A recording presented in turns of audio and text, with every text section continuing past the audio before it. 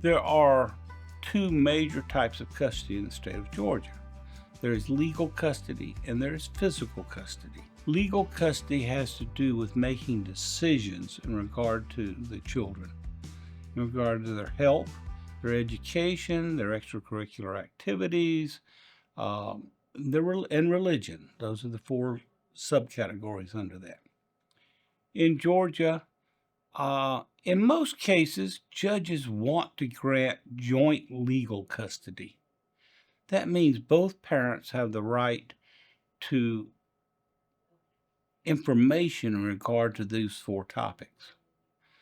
It generally requires the parents to discuss those issues in regard to health, education, religion, and extracurricular activities, and hopefully come to an agreement. However, if the parties can't reach an agreement on those things, then someone has to be given the power to make the ultimate decision for the children. Sometimes it's split up. Maybe one parent has education and health, and another parent has religion and extracurricular activities, or one parent may be the tiebreaker in all of them. Courts are going to look at who's been involved in those things during the children's upbringing. If mom's a nurse or a doctor, then probably she's going to have the tie-breaking authority in regard to health. If one parent's a teacher, probably education, etc.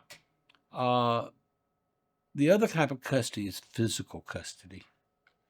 Typically, physical custody in the past has been granted to one parent, with the other parent having visitation rights. Usually visitation rights are every other weekend, often holidays, often a midweek visit, etc.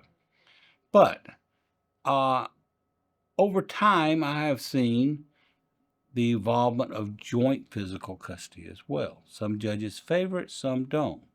Joint physical custody means that the time that each parent has the children is split up close to equal.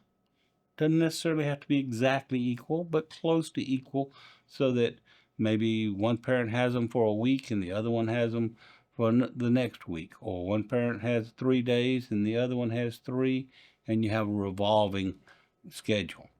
Often that is done based upon the parent's work schedule. I had one case where one of the parents was an airline pilot, and his work schedule was very erratic.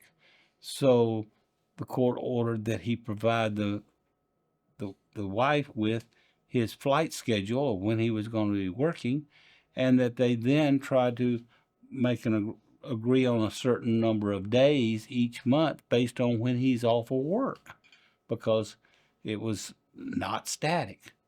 Sometimes you have a parent that works at night, and so you have to arrange things that way. Sometimes you have a parent that is a police officer or a fireman, and they have erratic work schedules, so you have to work things out along that way. So physical custody has many, many faces. And what's key is what will work for the children so that they grow up having exposure with both parents and loving and being loved by both parents. From a court's perspective, the best interests of a child, wow, that can really vary. It depends on the judge. Some judges are very pro-female. Some judges are not pro-female, they're pro-joint custody. Each judge has a life and life experiences of their own that affects their decision-making process.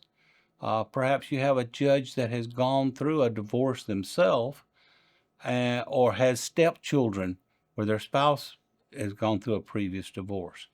That certainly is a factor that affects that judge's decisions and how they rule on things.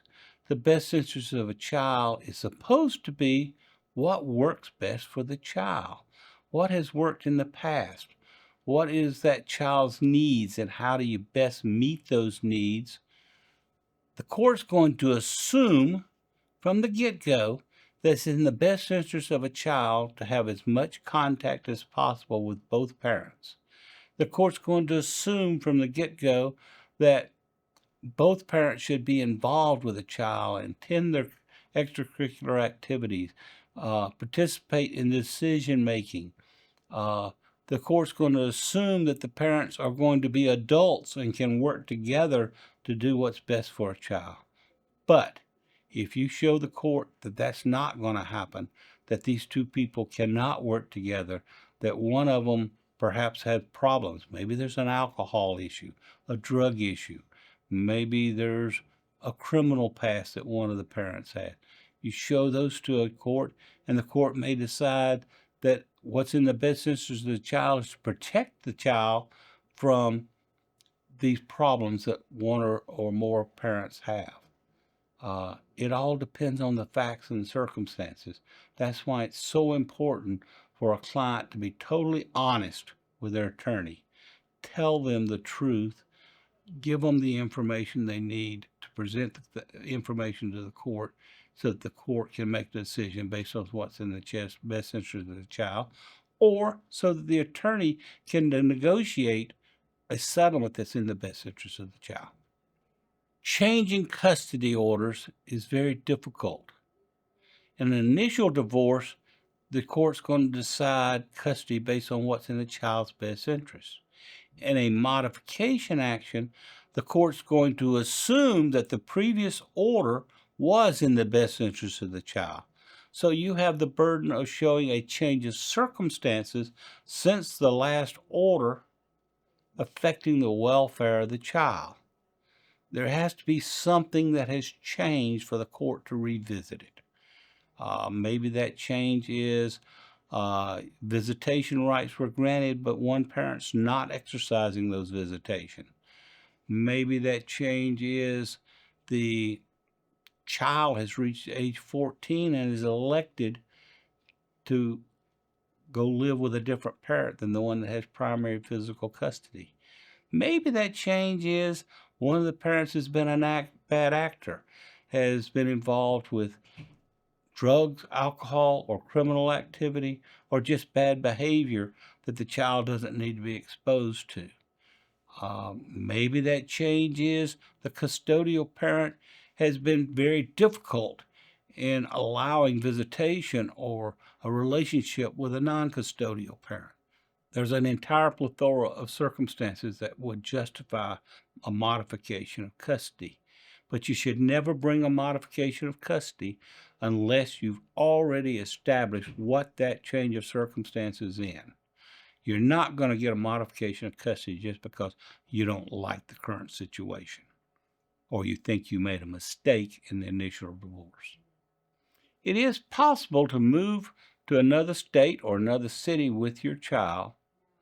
Under Georgia law, under federal law, you cannot prevent someone from moving wherever they want to live. But case history in Georgia is that a move, particularly a move out of state, is a change of circumstances in which custody can be revisited. So if you're moving out of state, the court's going to want to know what the reason for the move is and how that's in the best interest of the child. The move in itself is a change of circumstances. So once you show that change of circumstances, then the court goes back to the best interest of the child standard to evaluate based on that change of circumstances what will be in the child's best interest. I have seen parents that moved across the country lose custody of their child because that was going to deprive the other parent of time with the child. It was going to move the child into a whole new environment away from their friends, their school, their family, and the court decided that that was not in the child's best interest. I have also seen circumstances where that move was necessary and the judge allowed it but modified the visitation based on how far apart the parties are.